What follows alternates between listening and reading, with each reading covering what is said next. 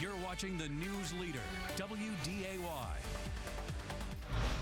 We start with breaking news out of Fargo, where everyone living inside a 20-unit apartment building has to find a new place to stay after a fire broke out on the 3rd floor.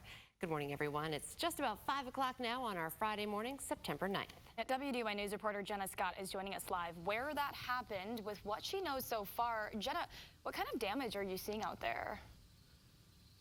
Yeah, guys, so right now I'm off 43rd Street South, and this is just off 45th near Kroll's. Now, obviously the fire has been put out since I've been here, but there is extensive damage to this building. So I'm going to show you guys that right now. If you pan up, this is where the fire started, was in the 3rd story of this apartment complex, and you can see the windows have just been completely blown out. The glass has been shattered from these windows, and the railings on the deck itself are just charred from the fire. And again, the roof right above it, the wood planks have just snapped. Everything has been destroyed, especially in that building. But I want to show you guys what this looked like earlier this morning. So take a look at your screen there.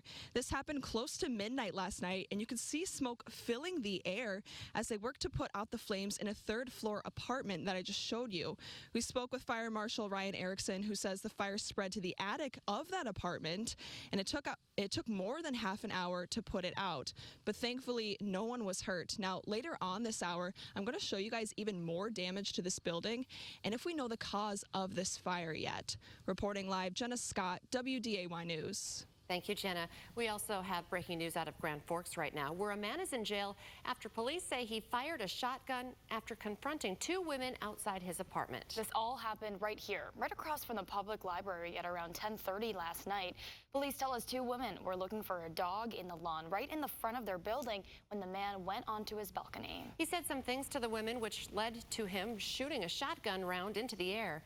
Police arrested him about an hour and a half later. Scott Middledorf is now in the Grand Forks County Jail facing charges of terrorizing, discharging a firearm in city limits, and reckless endangerment. We are now working to learn when he will be in court. Also breaking just north of Grand Forks this morning, we're learning a woman is dead after crashing while driving the wrong way in a construction zone. It happened on I-29 about 8 miles north of Manville, right around 6:30 last night. Troopers tell us she was driving north in the southbound lane when she crashed head-on with a pickup. The car then started on fire. Troopers are not identifying the woman at this time, but they tell us that the driver and a passenger in that pickup, both from Montana, were hurt. And Lydia is tracking some rain on her radar this morning. Yeah, and Lydia, you're tracking some cooler weather with that, too. Big cold front moved through yesterday, just like we talked about on First News yesterday morning. And here's the proof. The proof is in the pudding or on the radar. You can see that little bit of green crawling kind of from the southwest and up to the northeast. Checking in on rain reports next in your coffee forecast. Today, we're expecting to see the surveillance video of the killing of Jupiter Paulson in Arthur Colley's murder trial in Fargo. This comes as jurors heard the 911 call for the first time in court. You just find her like this?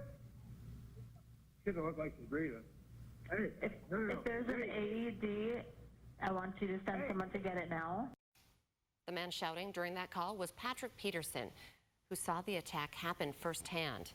He says he saw what was happening from a distance, and once he got closer, he called 911. Prosecutors are arguing Colley tried to cover up evidence after killing Paulson, while the defense argues the jury should not get caught up in their emotions during this case. Dozens of witnesses are expected to appear in court in the coming days, including a police detective who will bring that surveillance video today. We're tracking a heated debate during public feedback on proposed rules for how the North Dakota Department of Instruction should carry out a ban of critical race theory in schools. The rules would allow school boards to develop district-by-district policies, including ways of enforcing the bans.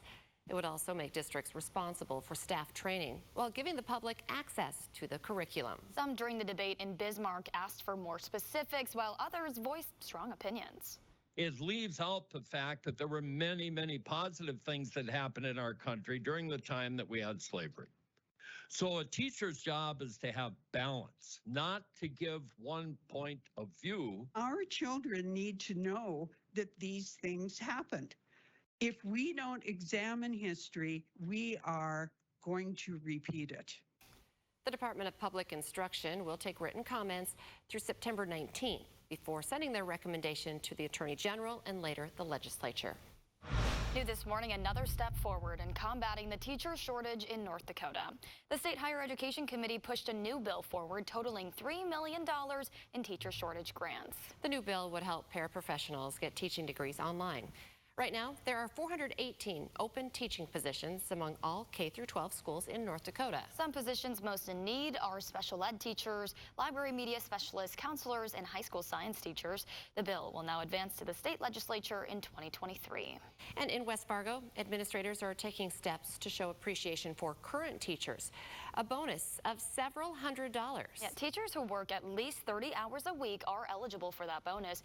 Educators who work less than that would be eligible for a $400 bonus, and substitute teachers who worked last year and will continue working this year would get $250. The proposal does still need approval from the school board. That could happen as soon as Monday when the board meets next. Crews have a really big cleanup job ahead of them after an expensive piece of farm equipment fell off of a trailer. We'll tell you where it happened and why you might still want to avoid this area.